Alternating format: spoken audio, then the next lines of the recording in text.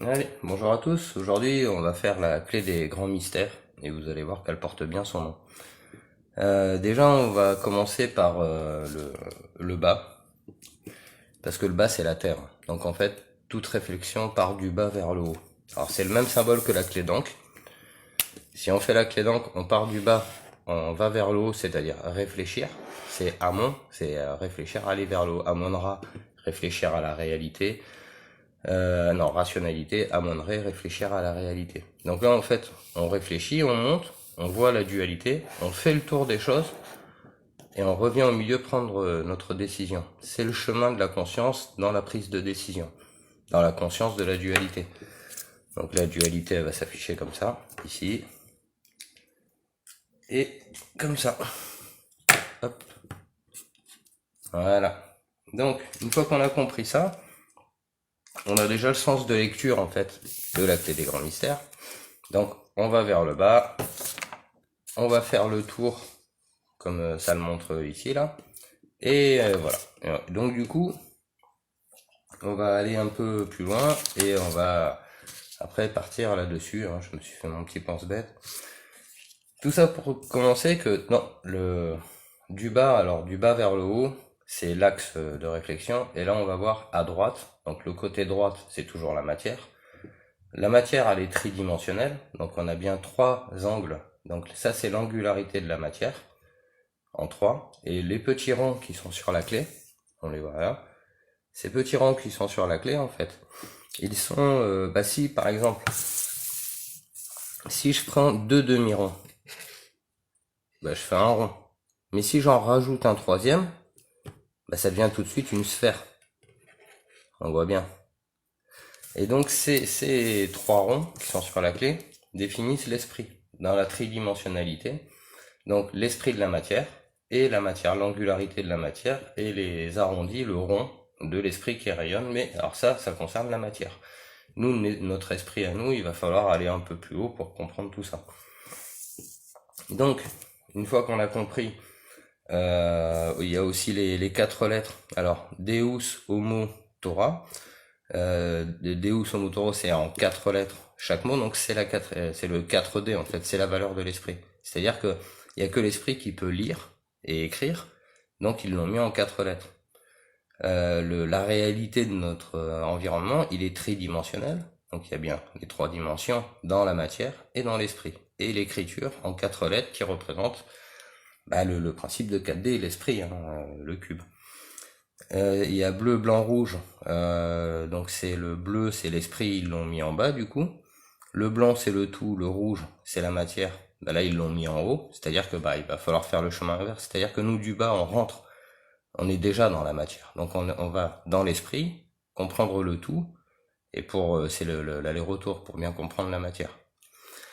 Après on va passer au symbole ici, alors les symboles là, alors ça c'est Saturne, alors hop on va le faire comme ça. Voilà, donc ici c'est Saturne. Le Z, alors le Z, j'ai pas trouvé de symbole par rapport aux planètes. À côté après c'est Vénus, Mars. Mars il est bien en face du rouge, hein. Donc c'est la planète rouge.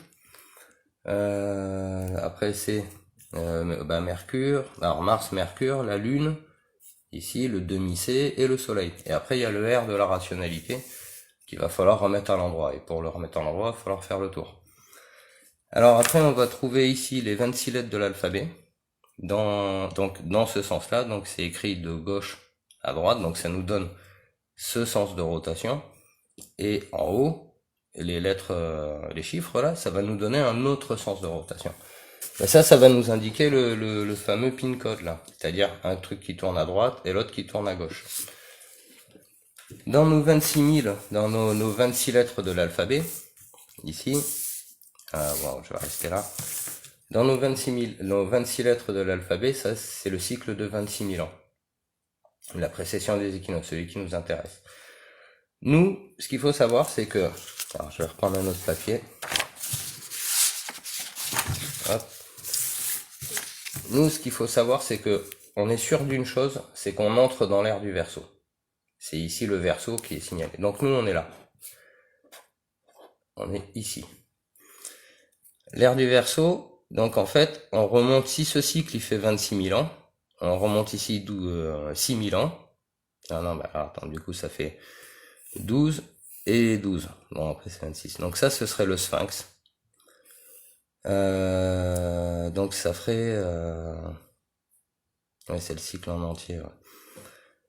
Donc le cycle de 26 000, donc coupé en 4. Donc c'est le Verseau, le Scorpion, le Lion et le Taureau. C'est les 4 angles de la voûte céleste, on va dire. Pardon. Ici, on va retrouver au milieu la planète Terre. Donc ça, c'est bien, ça concerne la planète Terre, avec l'hexagone de l'esprit, qui représente l'esprit sur Terre. Donc ça, c'est la tridimensionnalité, on l'avait vu. Et l'hexagone, ici, l'esprit, c'est le carré, quoi. La lettre, après, donc, le cycle de 26 000, la lettre MN, bien au milieu. Donc chaque cycle fait, ça c'est un tour complet hein, de 26 000 ans. Donc là on a le Sphinx, comme ça. Le Sphinx, 6 000 ans, plus 6 000 ans. Et là nous on est ici. On était dans l'ère du poisson, mais eux ils ont centralisé ça en Verseau, Taureau, Lion et Scorpion. Donc en fait ça donne le bâton du berger. Alors au début c'était plutôt l'âge de fer, hein, les gens se battaient, beaucoup de guerres, le temps de mettre tout le monde en accord, quoi. Donc ça on peut dire que c'est l'Égypte ancienne, après l'Égypte moderne, Rome, etc. Ouais, donc ça c'est au début du Sphinx. Alors c'est pareil, c'est pas très clair hein, là-dedans. Donc ce cycle-là, nous on arrive ici, on rentre dans l'ère du Verseau, et en fait c'est le bâton qui ramène les bœufs dans l'enclos. Le bâton ramène les bœufs dans l'enclos, et on va vers le principe aussi, c'est-à-dire qu'il faut mettre l'eau dans la coupe. C'est remplir notre coupe. Hein. Tout ça pour trouver l'équilibre. L'équilibre, et le T c'est aussi l'anse, qu'on voyait sur la porte Saint-Ouen. Le fait de pouvoir porter, en fait, ça. L'équilibre et la notion de danse, de portage. Après, ce qu'on va retrouver ici, c'est ce petit groupe de 9. Alors, je le fais un peu dans tous les sens parce que c'est très compliqué, hein, vous imaginez bien. Ce groupe de 9, en fait, ici, on va voir qu'il manque le 19. Et le 19, il y est pas, il nous invite à enlever des chiffres. Et en fait, ici, nous ressort ce cycle de 9. Ce cycle de 9, c'est ce qu'on va retrouver ici, quoi. C'est-à-dire que là, je l'ai coupé en deux, donc 6 et 6 dans la matière, mais si je prends le milieu, ça fait 7 et 4. Là, on continue, puis en fait, il nous invite à aller à faire ce cycle de 9, parce que là, on l'a mis en 6, mais si on le met en 9, ça donne ça. Et si on enlève les zéros, donc les zéros étant le tout, hein, je sais plus si je l'ai fait là, je crois que c'est dans la dernière vidéo que j'ai effacé. Et donc du coup, le cycle c'est 9, 6, 9, 6. Pour sortir pour la compréhension de tout ça, c'est le chiffre 23. Cette boucle de 9, il nous invite à la comprendre ici. C'est pour ça qu'ils ont décalé le 1 et le 10 là.